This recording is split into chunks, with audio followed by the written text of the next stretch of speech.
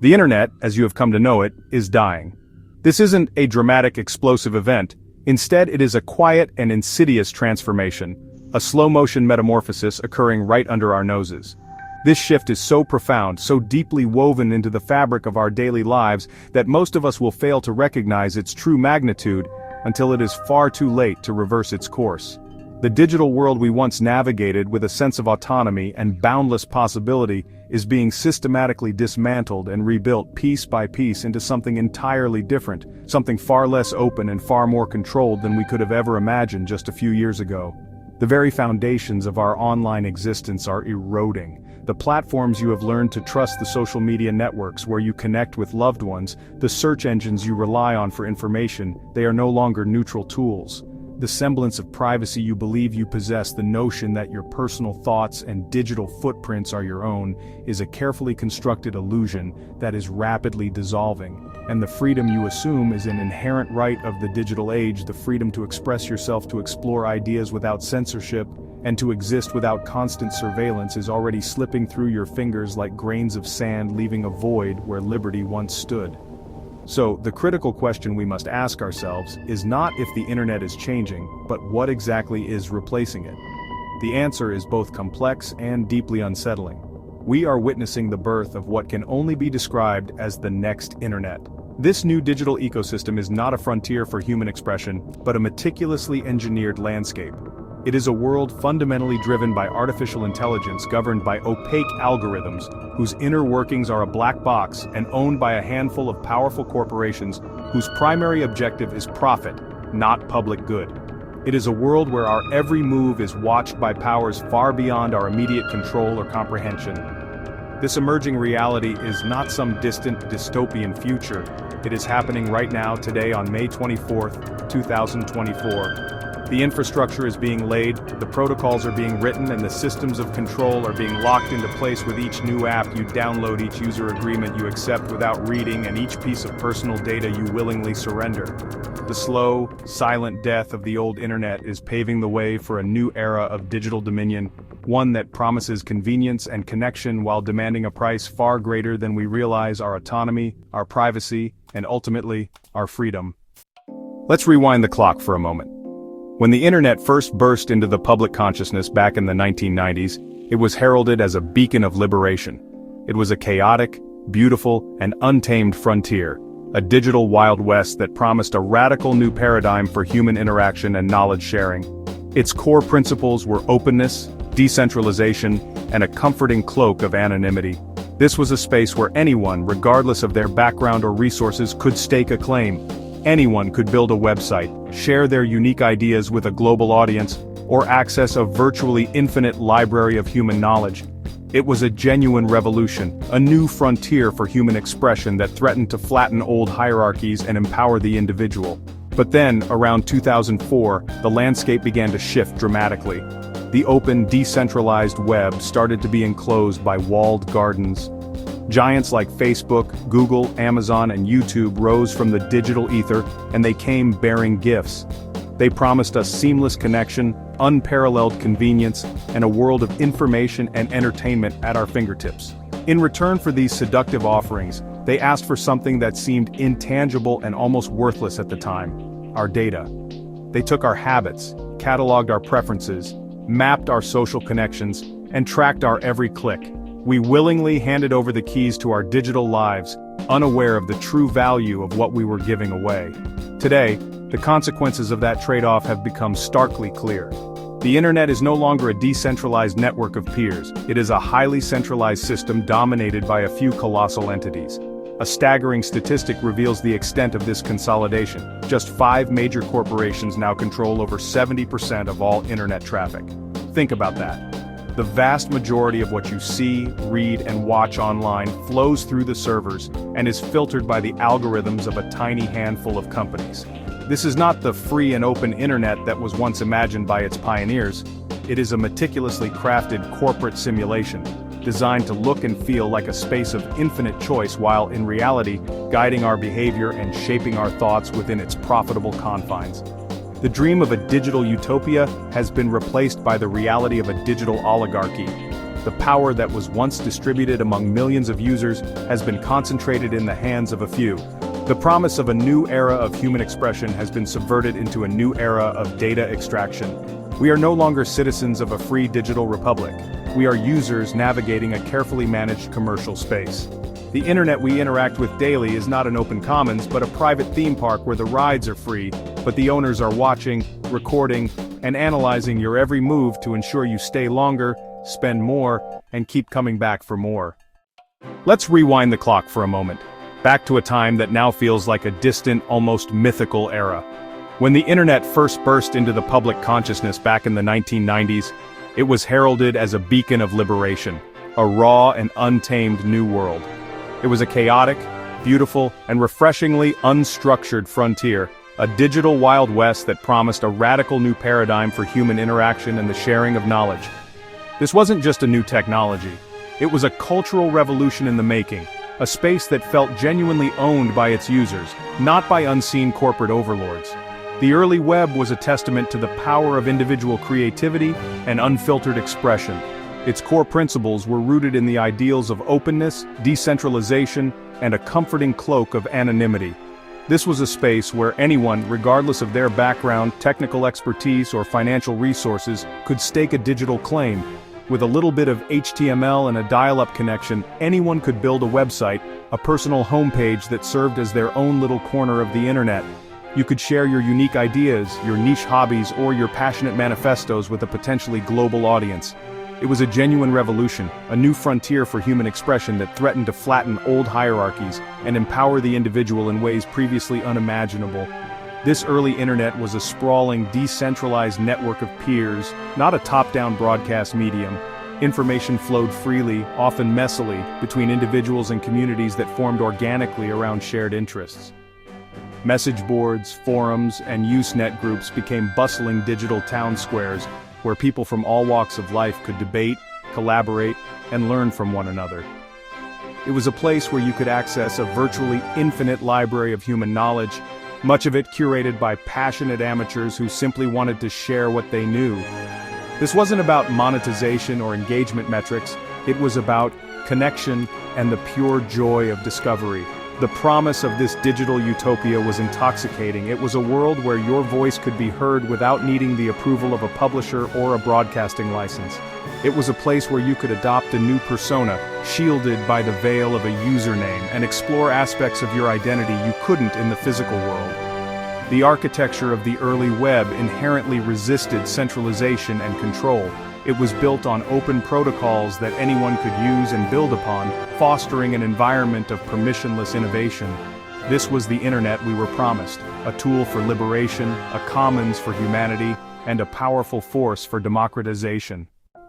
But then, around the pivotal year of 2004, the wide-open landscape of the internet began to change dramatically. The digital frontier, once characterized by its boundless and untamed nature, started to be methodically enclosed by high, impenetrable walls. This was the beginning of the Great Enclosure, the era when the open, decentralized web started to be systematically carved up and privatized. A new breed of digital giants, Facebook, Google, Amazon, YouTube, rose from the fertile soil of this open network, and they came bearing seductive gifts. They promised to organize the chaos, to simplify the complexity, and to make the internet more accessible and useful for everyone. These platforms offered us seamless connection to friends and family, unparalleled convenience in shopping and finding information, and a seemingly endless world of entertainment available at our fingertips, completely free of charge. In return for these dazzling new services, they asked for something that, at the time, seemed intangible and almost worthless: our data. They began to take our habits, meticulously cataloging our every preference, mapping our intricate social connections, and tracking our every single click, hover, and pause. We willingly, even eagerly, handed over the keys to our digital lives, completely unaware of the true, immense value of what we were so casually giving away. The trade-off seemed innocuous at first. What was the harm in letting a platform know which music you liked if it meant discovering new bands? What was the problem with sharing your location if it meant getting accurate driving directions? This subtle exchange was the masterstroke of the new digital economy. We were conditioned to see our personal information not as a private asset to be protected, but as a trivial currency to be spent in exchange for digital services. The architecture of the web began to shift from a network of independent sites to a collection of massive, centralized platforms that acted as the primary gateways to online life. This consolidation marked a fundamental betrayal of the internet's original promise. The power that was once distributed among millions of users began to be concentrated in the hands of a few. The open protocols of the early web were superseded by proprietary algorithms hidden behind corporate firewalls. The dream of a decentralized network of peers was slowly but surely replaced by the reality of a feudal system, where we, the users, became digital serfs toiling on the land of a few powerful lords. The internet was no longer a place you explored, it was a place you were managed. The enclosure was not just technological, it was psychological. Today, the long-term consequences of that seemingly innocent bargain have become starkly, unavoidably clear. The internet is no longer a sprawling, decentralized network of peers. It has morphed into a highly centralized system, overwhelmingly dominated by a few colossal corporate entities. A single staggering statistic reveals the sheer extent of this consolidation. Just 5 major corporations now control over an astonishing 70% of all internet traffic. Take a moment to truly absorb that fact. The vast majority of what you see, read, and watch online flows through the servers, is processed by the data centers, and is filtered by the secret algorithms of a tiny handful of companies. This is not the free and open internet that was once imagined by its visionary pioneers. It is a meticulously crafted corporate simulation, an elaborate digital theme park designed to look and feel like a space of infinite choice and boundless freedom. In reality, it is a carefully controlled environment, built to guide our behavior, shape our thoughts, and channel our desires in ways that are most profitable for its owners. Every feed you scroll, every recommendation you receive, and every search result you see is part of this simulation, subtly nudging you within the invisible fences of a commercially curated reality. The choice you feel is largely an illusion. The dream of a digital utopia, a place for authentic human expression and connection, has been systematically replaced by the cold, hard reality of a digital oligarchy. The power that was once distributed among millions of individual creators and users has been vacuumed up and concentrated in the boardrooms of a few Silicon Valley giants. The promise of a new era of human empowerment has been cleverly subverted into a new era of mass data extraction and behavioral modification. We are no longer citizens of a free digital republic, we are users navigating a brilliantly managed commercial space, our experiences tailored to maximize engagement and ultimately, profit. We have become permanent residents in this corporate-controlled world. We are not the customers of these platforms, we are the product being sold to the real customers, the advertisers, the data brokers, and anyone else willing to pay for access to our attention and insights into our behavior. The internet we interact with daily is not an open public commons but a series of interconnected private estates. The rides in this theme park may appear to be free, but the owners are constantly watching, recording, and analyzing your every move to ensure you stay on the premises longer, spend more of your attention, and keep coming back for another dose of curated reality. The modern internet runs on a single valuable currency: your attention. Every scroll, every click, every second online is a transaction in a vast economy. This is the new gold rush, only now. Human focus is the resource being mined. Your attention is captured, measured, and sold on a global marketplace. You are not the customer, you are the product. Platforms like Meta make billions not by selling services, but by selling your data, your likes, fears, and habits. Every interaction feeds a machine that knows you better than you know yourself. The illusion of free services hides the true cost: your privacy and autonomy. Billions of data points are harvested daily, building psychological blueprints used to predict influence and even manipulate your behavior. The digital gold rush isn't about technology, it's about who controls your mind. Platforms are engineered to be addictive by design. Infinite scroll notifications and likes are crafted to trigger dopamine, keeping you hooked. Every buzz and badge is a calculated nudge, creating a feedback loop of distraction. The goal: maximize your screen time, monetize your attention. Your peace of mind is collateral damage in this war for focus. The result: shorter attention spans, constant agitation, and eroded mental health. Platforms profit from your distraction, training you to crave novelty and instant gratification. Algorithms shape your routines, emotions, even your sleep. You're not just using these platforms, they're programming you. FOMO isn't accidental, it's engineered to keep you scrolling because an unplugged user is worthless. If you're the product, who's buying? Advertisers, political campaigns, data brokers, and even governments. They target you with precision, age, interests, even life events. Your data is sold in shadowy markets, influencing everything from credit scores to job prospects. Political actors use it to sway elections. Governments use it for surveillance. The line between corporate data collection and state control is vanishing. Your psychology is auctioned to the highest bidder, often without your knowledge.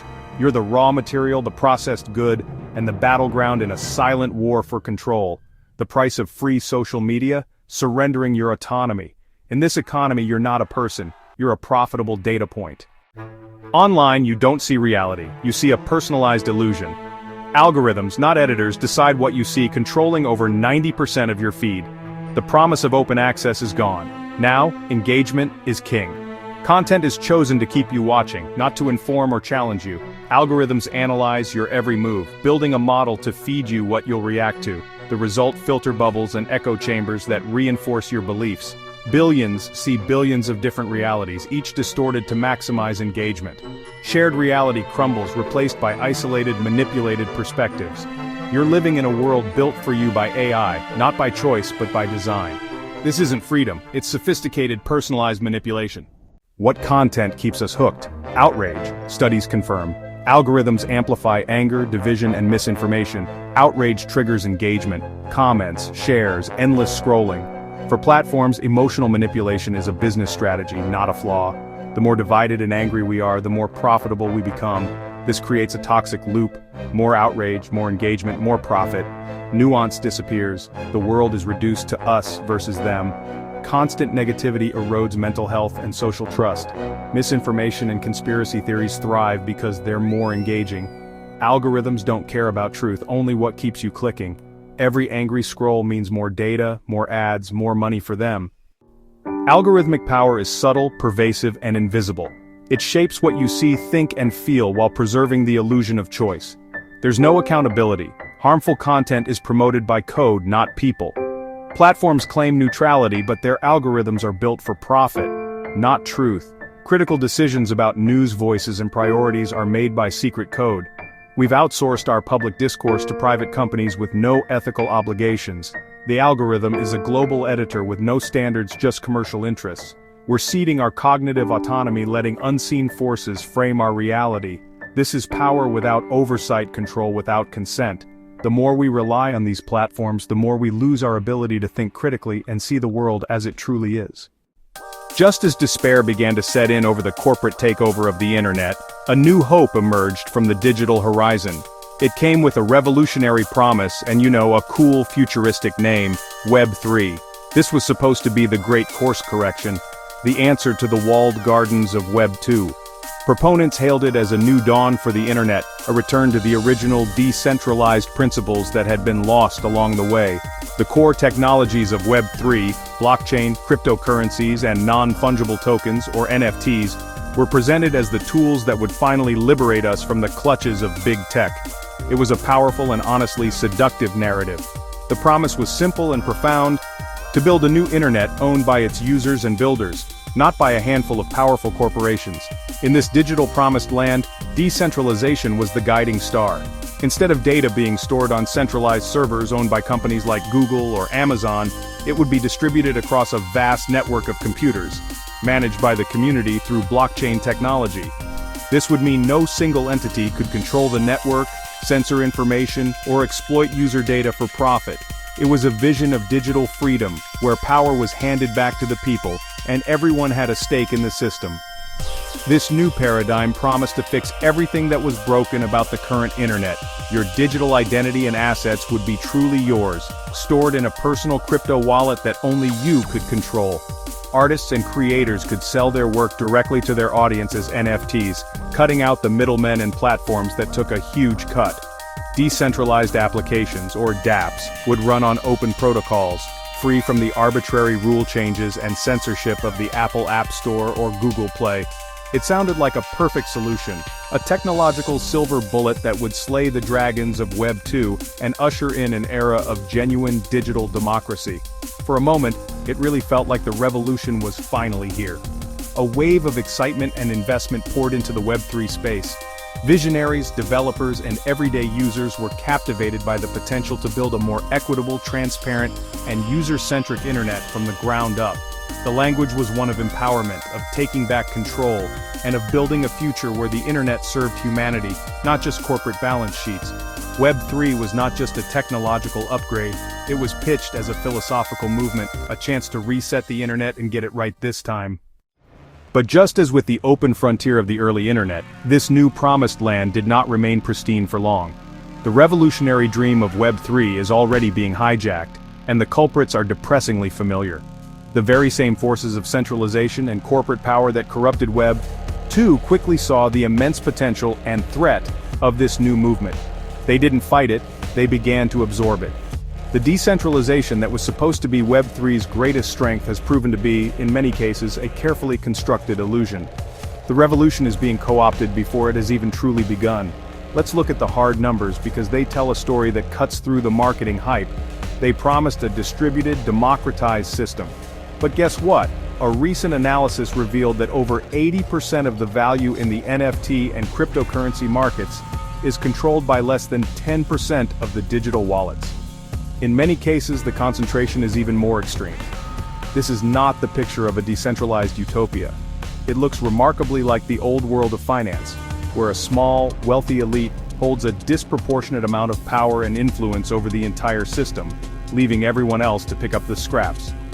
The platforms themselves, which were meant to be the bedrock of this new internet, are falling under the same old influences. Take Ethereum, one of the largest and most important blockchain networks. It was designed to be a world computer run by a global community. Yet, it is now being heavily lobbied, invested in, and slowly absorbed by the very same corporations and venture capital firms that control Web 2. These established giants are pouring billions of dollars into Web 3 projects, not to foster decentralization, but to ensure they have a controlling stake in the next iteration of the internet, shaping its development to serve their own interests. The dream of an internet owned by its users is fading fast. What we are seeing is not a revolution, but a rebranding. The underlying power structures are not being dismantled, they are simply being rebuilt on the blockchain. The promise of Web 3 could have saved the internet, creating a genuine alternative to the data-hungry monopolies of today. But that window of opportunity is closing rapidly. It is being hijacked in plain sight, its revolutionary language used as a marketing tool to sell the public on a new version of the same old system of control. The illusion of decentralization runs deeper than just ownership concentration. Even the very infrastructure of Web 3 is becoming dangerously centralized. A vast majority of so-called decentralized applications do not run on a truly distributed network of peer-to-peer computers. Instead, they rely on a small number of centralized cloud service providers to function, companies like Amazon Web Services and Microsoft Azure. If these tech giants decided to shut down their services, a huge portion of the decentralized web would simply vanish overnight.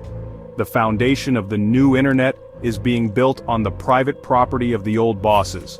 Furthermore, the gateways to this new world, the crypto exchanges and wallet services that people use to buy, sell, and store their digital assets, are highly centralized companies. Platforms like Coinbase or Binance operate just like traditional banks or brokerage firms. They can freeze your account, they are vulnerable to hacks, and they are required to comply with government regulations, including surveillance requests. You might own the assets in your wallet, but your access to the entire ecosystem is controlled by these new gatekeepers, who are quickly replicating the power structures they were supposed to replace. The chains are new, but the masters are the same. The promise of freedom is being replaced by a new, more complex form of dependency. In Web 2, your data was the product. In Web 3, your participation itself can be monetized and controlled. The systems are often so complex and user-unfriendly that average people are forced to trust centralized companies to manage their assets for them, defeating the entire purpose of decentralization. We are trading a system we barely understood for one that is even more opaque, controlled by anonymous wallets and governed by code that few can read, let alone audit. This complexity is not a bug, it is a feature that benefits the new elite. So, while Web 3 was sold to us as the escape plan, it is increasingly looking like another, more sophisticated prison. The ideals of decentralization, user ownership, and censorship resistance are being used as a smokescreen. Behind this screen, the same corporate and financial powers that dominate our current world are busy cementing their control over the next one. They are not building a new internet for the people. They are building a new financial and social infrastructure that is less accountable, less transparent, and potentially even more controlling than the one we have now. The revolution has been televised, monetized, and put back in a box. Just when we thought the digital enclosure was complete, the architects of control unveiled their most ambitious project yet, the metaverse. When Meta, the company formerly known as Facebook, announced its pivot to the metaverse, it was cleverly marketed to the public as the next evolution of social connection, a vibrant, immersive, three-dimensional world for gaming, socializing, and working. They painted a picture of a boundless digital reality where you could be anyone and do anything. But this grand vision was never truly about gaming or creating a digital utopia. It was about owning the final frontier, your perceived reality itself. It represents the ultimate platform for data collection and behavioral control. The true goal was revealed not in polished public presentations, but in leaked internal memos that exposed the company's underlying strategy. Meta's leadership described the metaverse as an unprecedented opportunity to collect biometric data and emotional responses in real time. Think about the implications of that statement. In the current internet, they track your clicks and likes. In the metaverse, they want to track your very being, your subtle eye movements as you look at an advertisement, your involuntary physiological reactions to a piece of content, your brain waves, your heart rate, your emotional state, all captured, analyzed, and cataloged second by second. This isn't a new world being offered to you. It's a new type of prison, with invisible, personalized walls. A prison where the guards are not men in towers but silent algorithms monitoring your deepest biological responses. The data collected in the metaverse would be exponentially more valuable and intimate than anything harvested from Web 2. It moves beyond predicting your behavior based on past actions to monitoring your subconscious reactions in the present moment. This data can then be used to create perfectly tailored persuasive experiences, manipulating your emotions and decisions with a level of precision that is currently unimaginable. All of this data, of course, will be tracked and sold to the highest bidder. The most insidious part of this plan is that you are being convinced to build this prison yourself and to pay for the privilege. Every dollar you spend on a virtual headset, every hour you invest in building your digital avatar, and every social interaction you have within this corporate-owned reality helps to construct and legitimize the system. You are willingly stepping into a Skinner box of unparalleled sophistication, trading the richness of the physical world for a digital facsimile, where your every twitch and thought can be monetized. It's not an escape from reality, it is the ultimate entrapment within a reality owned and operated by someone else. The next phase of the internet's evolution will not just live on your screen or in a virtual reality headset. The ultimate goal is to erase the boundary between human and machine entirely. The network will soon live inside your body. This isn't a far-fetched conspiracy theory, it's a well-documented technological and strategic objective. The World Economic Forum, a meeting ground for global corporate and political elites, has openly published documents discussing the Internet of Bodies, or IOB. They define it as a network of interconnected devices, some implanted or ingested, that sync real-time health and behavioral data from the human body directly to the cloud. The human being becomes the final node on the network. This network is already being built, piece by piece, under the guise of health, convenience, and self-improvement. It starts with the devices we already wear, like smartwatches and fitness trackers that monitor our heart rates, sleep patterns, and physical activity. The next steps are medical implants like smart pacemakers and glucose monitors that stream data to doctors. But the roadmap extends much further, to brain-computer interfaces and neural implants that promise to enhance our cognitive abilities or treat neurological disorders. Your body, your very biology, becomes part of the network, a constant source of data to be analyzed and acted upon. Once your body is fully online, the possibilities for control become nearly absolute. It's one thing to have your social media profile monitored, but what happens when your internal biological functions are being tracked 24/7? This data provides an intimate, unvarnished look into your physical and emotional state. An insurance company could adjust your premiums in real time based on your diet and stress levels. An employer could monitor your focus and productivity through a neural implant. A government could track dissent not just by what you say, but by the physiological anxiety you exhibit when encountering state propaganda. The most terrifying question is this: what happens when your access to society itself depends on being part of this network? Imagine a future where you cannot board a plane, enter a workplace, or even buy groceries without a functioning, compliant device in your skin, proving your health status or identity. In this world, you can be monitored, you can be manipulated through biofeedback, or you can be shut down. With the flip of a digital switch, an individual could be cut off not just from their bank account, but from their own body's augmented functions. This is not progress, it is the ultimate leash.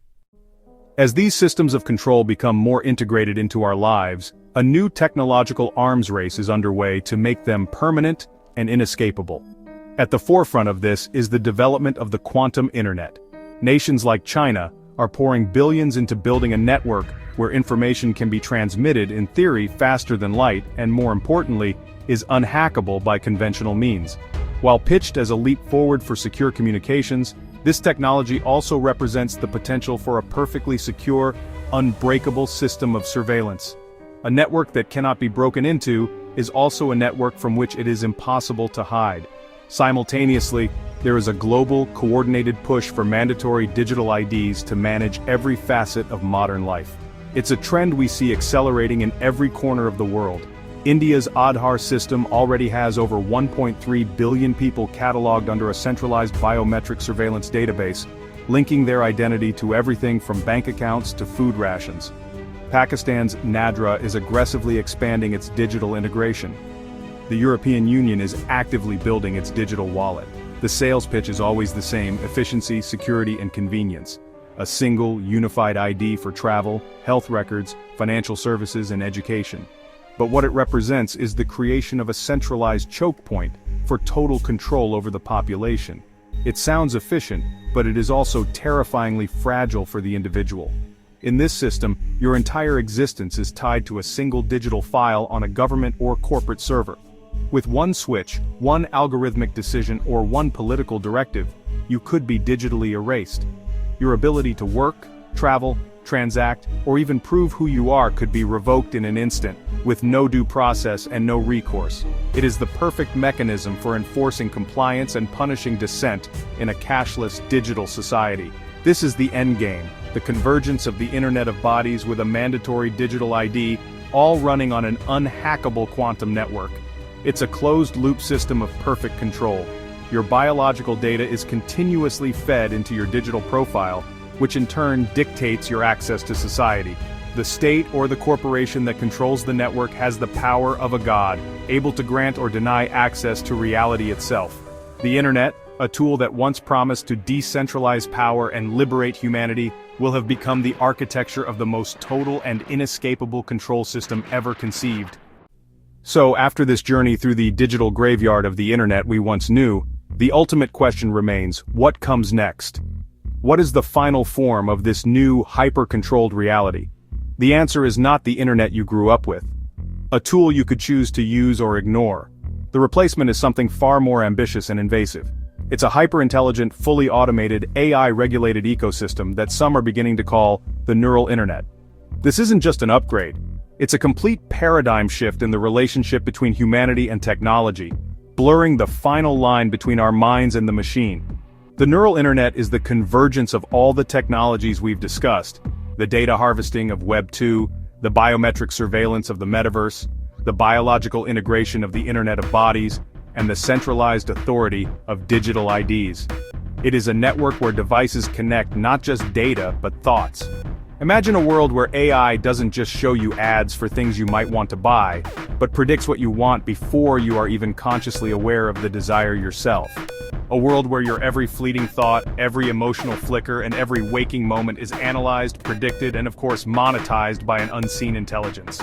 At the heart of this emerging system are massive, unprecedented alliances between big tech corporations and state military and intelligence agencies.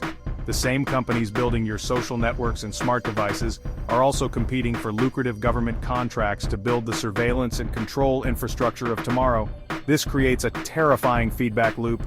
Consumer technology becomes a tool for mass data collection for the state, and state-developed surveillance techniques are then integrated back into consumer products. This network will be built with military-grade backdoors, giving powerful entities an unbreakable key to the entire system.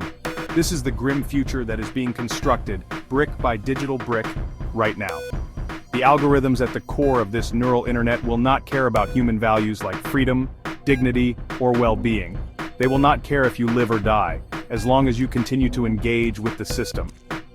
Their prime directive is to optimize for engagement, prediction, and control. The next internet isn't just a digital space you visit. It is an all-encompassing psychological warfare being waged for the territory of your own mind, and it's a war most people don't even know is being fought. The internet is ending. To be clear, we are not talking about the network of fiber optic cables and servers that crisscross the globe. That infrastructure will remain. What is ending is the idea of the internet, the one that once symbolized choice, freedom, and a space for our shared humanity. That idea is being systematically dismantled and replaced.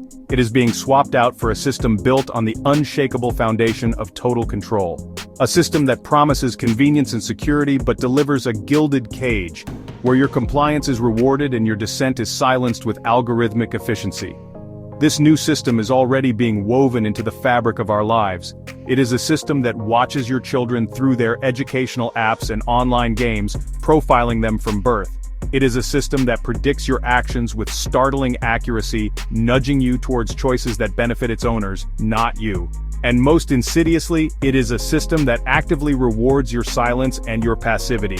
The less you question, the less you resist, the smoother your experience becomes. It is a prison that becomes more comfortable the less you rattle the bars, encouraging a slow, voluntary surrender of your own autonomy. In the face of such overwhelming technological and corporate power, it can feel easy to despair, to believe that this future is inevitable. But you have one weapon left, and it is the most powerful one of all: awareness.